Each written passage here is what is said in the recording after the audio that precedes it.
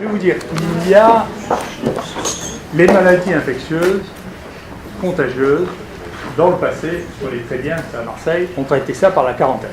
Mais c'était plutôt au 15e, 16e siècle.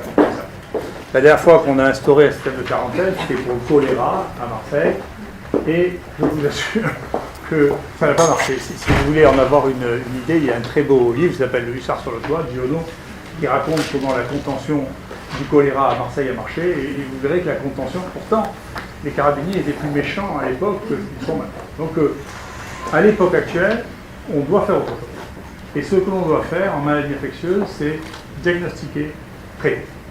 C'est comme ça pour tout.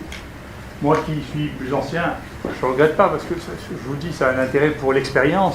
Je me souviens d'avoir été là au tout début de la vague du sida, où nous avions terreur terrible. Les radiologues ne voulaient pas faire les radios, les hématologues ne voulaient pas faire l'hémogramme.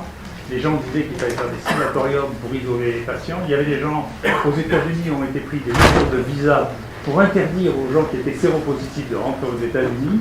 Donc il y avait une terreur de la contagion.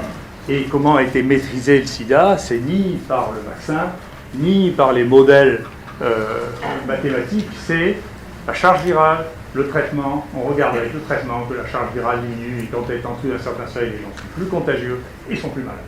Et donc c'est un modèle qui est le modèle de la fin du XXe et du XXIe siècle, et c'est ce modèle-là qu'il faut mettre en place.